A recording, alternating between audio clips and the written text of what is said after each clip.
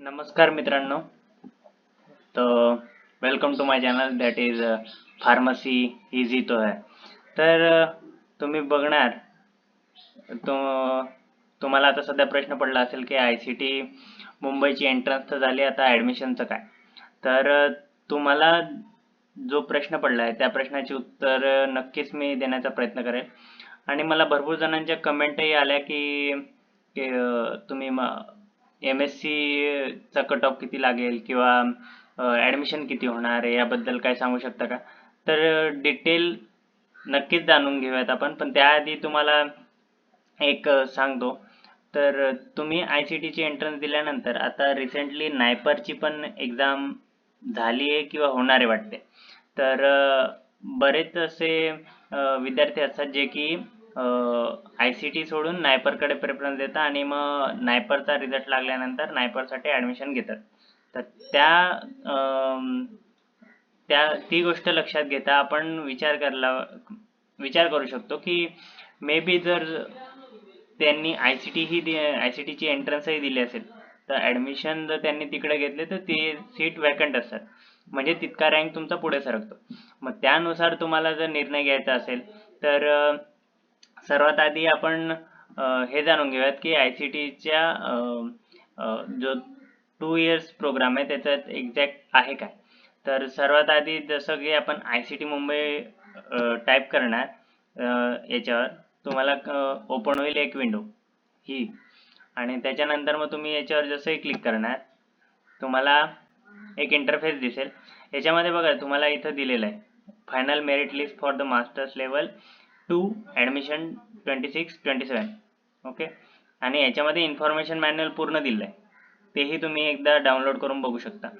ठीक आहे. त्याच्यानंतर तुम्ही म्हणणार की MSc साठी, तर MSc साठीचंही इथे त्यांनी फायनल मेरिट लिस्ट लावली आहे, तर तीही तुम्ही एकदा बघू शकतात. आणि PhD साठी म्हणजे ज्यांना PhD साठी ज्यांनी एक्झाम दिलेली असेल किंवा त्यांची एंट्रन्स टेस्ट असते ज्याच्या थ्रू आपण PhD ला ॲडमिशन घेऊ शकतो, तर त्याच्या रिलेटेड पूर्ण माहिती या ब्रोचरमध्ये दिलेली. तर आपण सर्वात आधी बघणार आहे इन्फॉर्मेशन मॅन्युअल. ठीक आहे. नक्कीच नेक्स्ट व्हिडिओ हा मी याच्यावर बनवणार आहे की 2 इयर्स प्रोग्राम जो आहे तो नेमका काय असणार आहे आणि कसा असणार आहे म्हणून. तर याच्यावर जसं तुम्ही क्लिक करता तर एक PDF ओपन होते आणि या PDF मध्ये तुम्ही बघणार की मोस्ट ऑफ पूर्णच त्यांनी इथं बघा इथे दिलंय स्टडी इन इंडिया प्रोग्राम, म्हणजे जर कोणी बाहेरचा व्यक्ती असेल किंवा काय तर त्यांच्यासाठी काय. त्याच्यानंतर admission criteria and eligibility criteria for PG programs. नंतर डॉक्टरल प्रोग्राम म्हणजे तुमचे PhD साठी वगैरे. Post graduate diploma in chemical technology management, हे सर्व इथे दिलेलं आहे. तर तुम्ही एकदा हे बघू शकतात नक्कीच. आणि तुम्ही बघणार तर याच्यामध्ये तुम्ही जसं जाणार तर जे जे कोर्सेस अवेलेबल आहेत ICT मुंबई कॅम्पसला. ठीक आहे. मी स्पेसिफिकली म्हणतोय जे स्पेसिफिकली कोर्स अवेलेबल आहेत ICT मुंबई कॅम्पसला, त्यापैकी बरेचसे कोर्स हे भुवनेश्वर कॅम्पस आणि जालना कॅम्पसला नाही आहेत.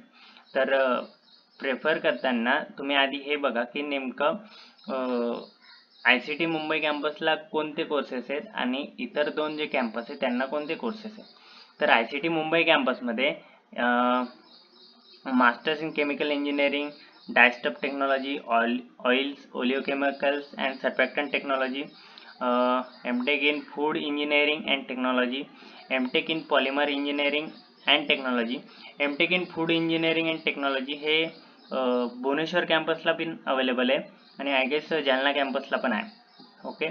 आणि MTech इन फायबर्स टेक्सटाईल हे तर मुंबई कॅम्पसमध्येच आहे. MTech in pharmaceutical chemistry and technology हे भुवनेश्वर कॅम्पसला आहे.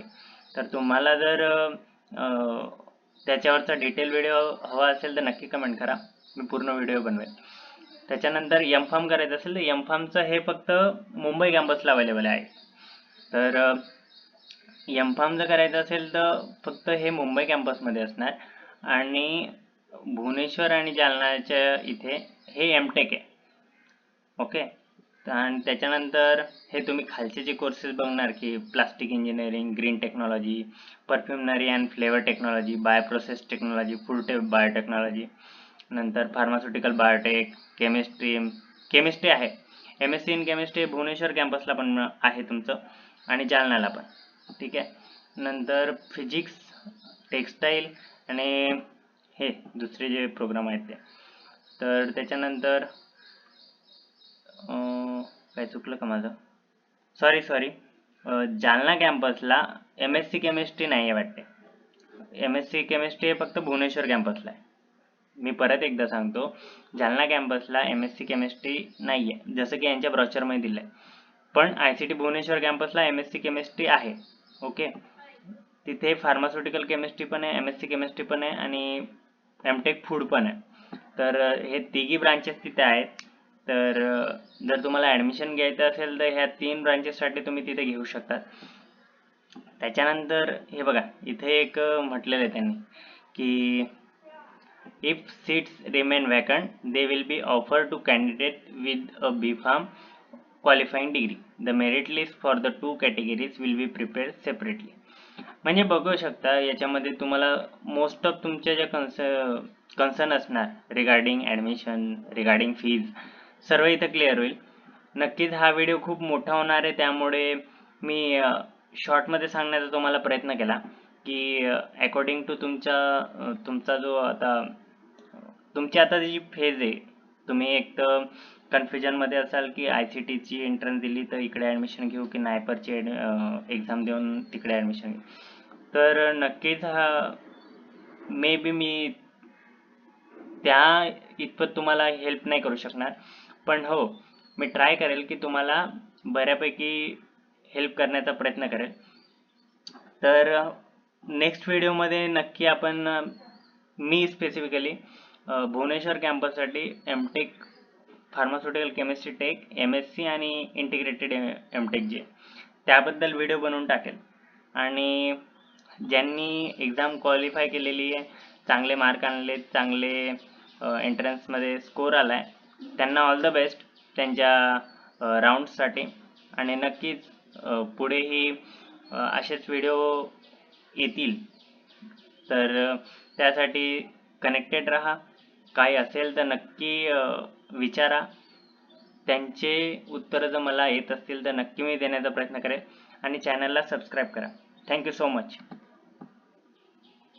आणि तुम्हाला जर काही डाऊट असणार ना तर प्लीज कमेंट करा आणि सबस्क्राईब तुम्हाला वाटलं तर करा, कारण इट्स डिपेंड. ठीक आहे. तर नेक्स्ट व्हिडिओ लवकरच येईल. तर तुम्हाला काही अडचणी असतील डायरेक्टली कमेंट करून विचारा. नक्की मी माझ्या परीने जितके उत्तर देण्याचा प्रयत्न करेन. तर तोपर्यंत thank you so much. Thank you for watching. Bye.